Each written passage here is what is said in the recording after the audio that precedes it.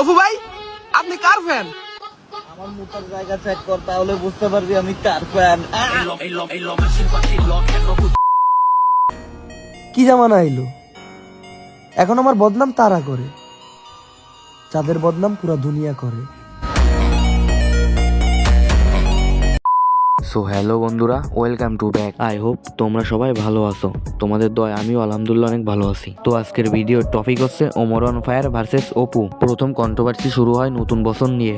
অপু একটা টিকটকে video upload করে। পোলা পাইন, আব্বাকে এখনো চেনো নাই?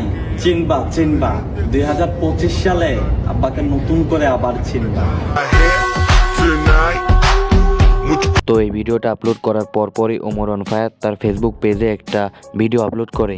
বিশ্বাস করবেন না ভাই, এই হালারাই আগের বছর এই সেম স্ট্যাটাস দিছিল, তার আগের বছরও সেম স্ট্যাটাস দিছিল, তার আগের বছরও সেম স্ট্যাটাসই দিছিল।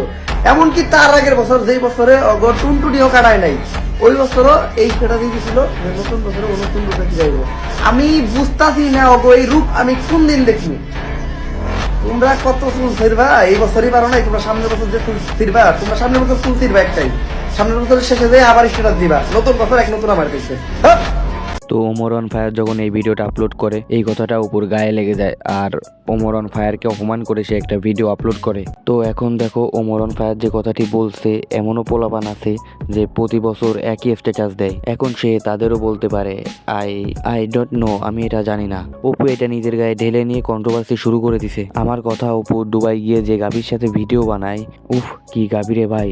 আবার সেই অপু নিজের কোয়ালিটিফুল কন্টেন্ট ক্রিয়েটর দাবি করে। ওমরের কথা বাদ দে অপু, আমি তোরেই বলতেছি, তুই তো এক নম্বরের হিজড়া।